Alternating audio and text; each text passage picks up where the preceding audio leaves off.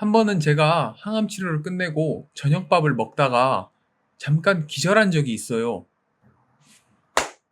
제가 5종류의 약으로 총 16번의 항암 치료를 받으면서 여러 부작용을 겪었는데 제가 오늘은 이 부작용에 대해서 알려드리겠습니다. 그리고 또 이 부작용을 최소화할 수 있는 저만의 꿀팁, 제가 16번 받으면서 저만의 꿀팁을 이제 만들었거든요. 한 5번 정도 받다 보니까 이렇게 하면은 항암 치료 부작용을 좀 줄일 수 있네.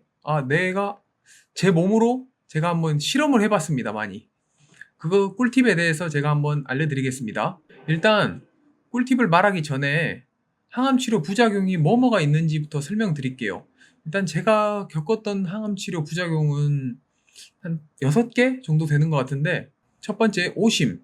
오심이 살짝 구토가 나올 것 같은 증상을 말하는 단어더라고요. 저도 항암 치료를 하면서 처음 한 단어인데, 항암 치료를 받으면 이 오심이 정말 심해집니다. 이 작은 배를 한번 타보셨나요, 혹시? 이 작은 배를 낚시를 하거나 어디 섬에 들어갈 때 타보면은 이 큰 배보다는 훨씬 더 흔들거림이 심하고 울렁거림이 심하거든요. 그냥 항암 치료를 받으면 이 잔잔한 울렁거림이 계속 있다고 생각하시면 돼요. 저는 항암 치료 주사를 맞고 나서 한 5일 정도는 계속 이 잔잔한 울렁거림, 음식을 먹을 때도 살짝 이 잔잔한 울렁거림이 있어서 조금 불쾌해요. 음식을 먹을 때도. 그래서 이 오심이 심하신 분들은 음식을 먹다가 다 이 밖으로 개워내시는 분들도 많더라고요.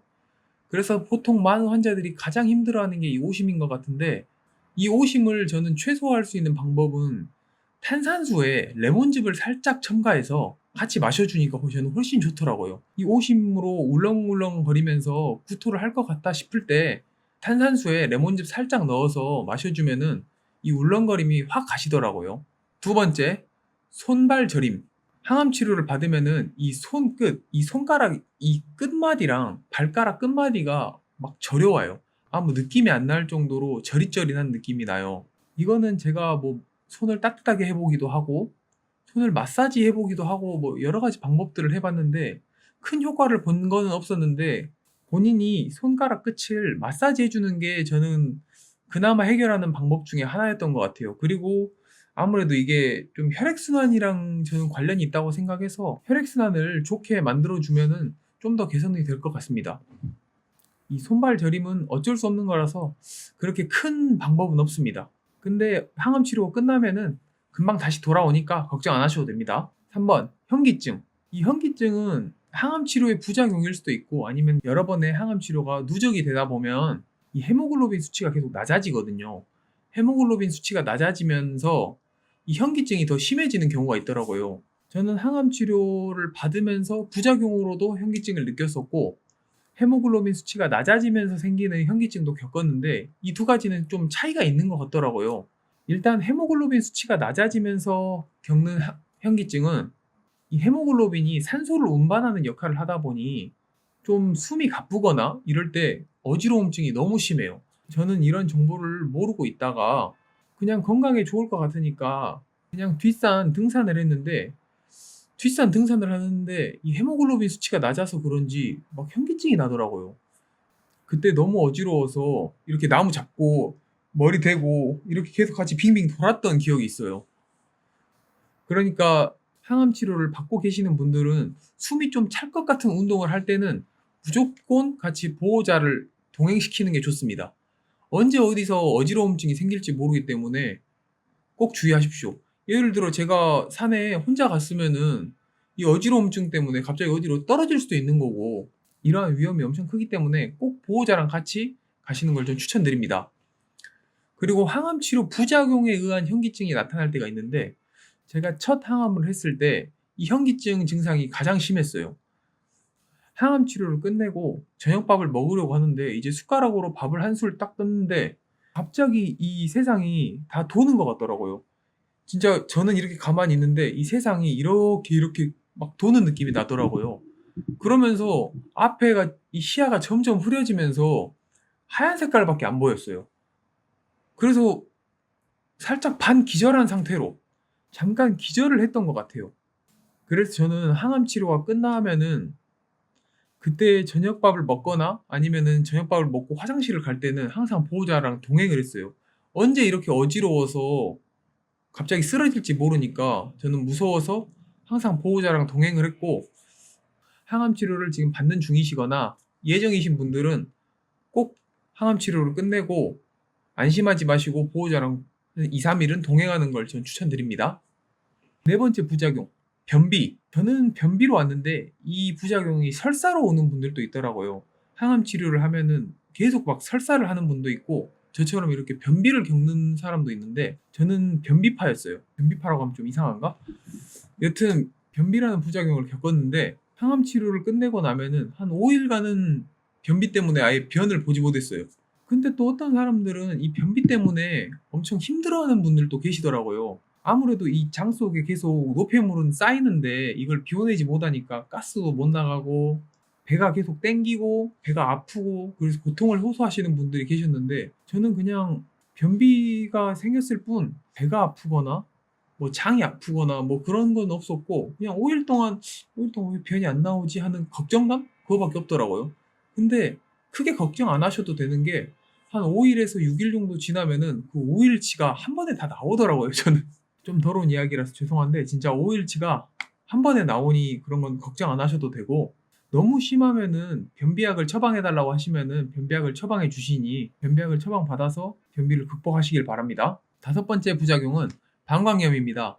저는 항암 치료를 하면서 한 두 번 정도 방광염을 겪은 것 같은데 이 방광염이 제가 느꼈던 부작용 중에서는 저는 가장 힘들었어요. 이 느낌이 소변을 보고 나도 또 소변이 마렵고 소변을 보고 와도 이 시원한 느낌이 없어요. 좀 끝에가 뭔가 남아있는 느낌? 소변 양이 이렇게 100이라고 치면은 한 20까지밖에 안 나오는 거예요. 근데 이 20이 나를 너무 미치게 하는 거죠. 잠자려고 누웠는데 20 때문에 또 소변이 마렵나? 하고 가면은 한 2초 나와, 2초. 진짜 소변이 너무 마려워서 가도 2, 3초. 어쩔 때는 아예 안 나올 때도 있어요. 근데 제가 공통적으로 항암 치료를 받으면서 이 방광염을 겪었던 게 항암제를 투여하면서 물을 많이 섭취 안 했을 때 이 방광염이 같이 오는 경우가 많더라고요. 그래서 저는 한 5번이나 6번 정도 항암 치료를 하다가 그걸 느껴서 그 이후로는 항암 치료를 할 때는 이 자연드림 500ml짜리 물을 하루에 한 6팩? 그러니까 한 3리터 정도를 계속 마셔줬어요. 잠자다가 중간에 일어나면 물 마시고 새벽에도 일어나면 물 마시고 당연히 소변이 많이 마려운데 그냥 계속 방광을 씻어내 준다는 생각으로 물을 계속 많이 마셨어요. 항암 치료제가 엄청 독하잖아요. 이 독한 약을 빼주는 게 좋은 것 같더라고요. 그러니까 여러분도 방광염 증상이 있거나 아니면은 방광염에 고생하기 싫으신 분들은 항암 치료를 받으실 때 물 한 2리터에서 3리터 정도는 꼭 마셔주는 걸 전 추천드립니다. 만약에 자신이 방광염에 걸렸다라고 생각되면 이것도 방광을 빨리 깨끗하게 해주는 게 제일 중요하기 때문에 물을 많이 마시면서 소변을 많이 많이 배출해 주시는 게 치료에 도움이 되더라고요. 저는 그렇게 해서 방광염 증상을 고쳤어요. 여섯 번째 부작용, 탈모. 이거는 뭐 많은 사람들이 다 익히 아실 텐데 항암 치료를 받으면은 머리카락이 안 빠지는 항암 치료도 있다고 하는데 저는 총 5가지 약을 쓰면서 다 머리카락이 다 빠졌어요. 이 탈모는 거의 모든 항암 치료 받으시는 환자분들이 겪는 부작용 중 하나인데 제가 탈모를 이제 겪으면은 이제 회사 사람들이나 주위 사람들이 털이 이렇게 다 빠지는 거야? 이렇게 물어보더라고요. 진짜 여러분이 상상하시는 몸에 있는 모든 털, 그 모든 털이 다 빠진다고 생각하시면 됩니다. 이 코털, 이런 것도 다 빠지기 때문에 항암 치료를 받으실 때는 코를 보면은 코털이 하나도 없어요. 이 코털이 먼지를 걸러주는 여과기 역할을 한다는데 항암 치료를 받아서 코털이 많이 빠지신 분들은 그냥 먼지를 다 흡입한다고 생각하시면 돼요.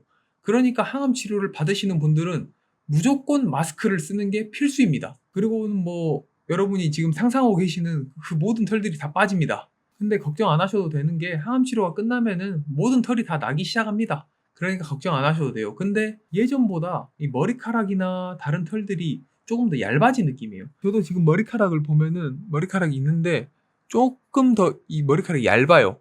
마치 애기들 머리카락처럼 얇아서 뭐 잠자고 일어나면은 머리가 이렇게 막 한쪽으로 이렇게 막 쏠려 있고 막 난리가 아닙니다. 여튼 머리가 굵지 않지만 머리카락이 계속 나고 있고 시간이 지나면은 교수님도 머리카락이 점점 굵어진다고 하니까 그건 걱정 안 하셔도 됩니다.